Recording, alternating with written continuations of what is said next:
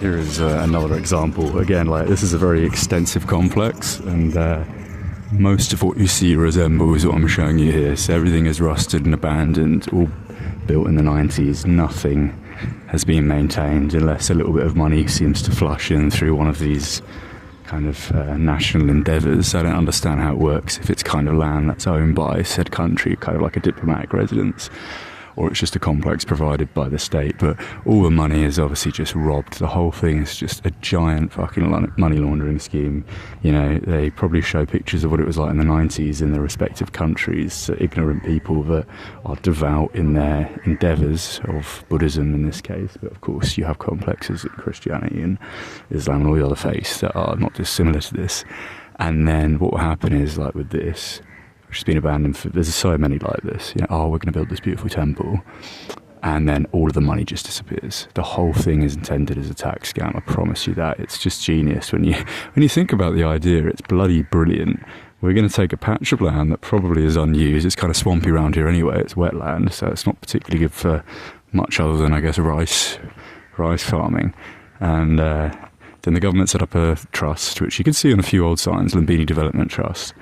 And then they issue these spaces within the said land area to the respective Buddhist nations, who then raise money through nationals, or they open up trusts and charities and all this kind of crap where they get donations from, you know, the ignorant and probably often foreigners as well. And then they say, oh, we're going to build this beautiful temple with respect to, you know, Buddha.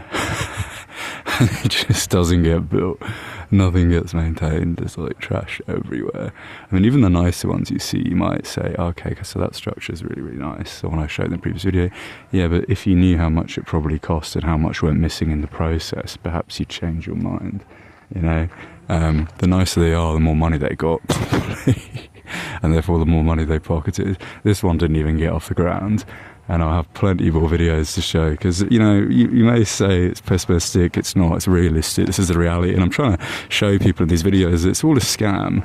And I'm not just saying all religion's a scam, but most people are a scam. And, you know, that translates to everything that you do and see in life. And that might sound really terrible, but actually it's contrary. Like, if you understand the truth, you can respect what's important and pure, more than you perhaps would otherwise. So it's just opening people's eyes, and, you know, sometimes the truth hurts, but you've got to get over it, and that's what the purpose is. You know, it's all a giant tax scam.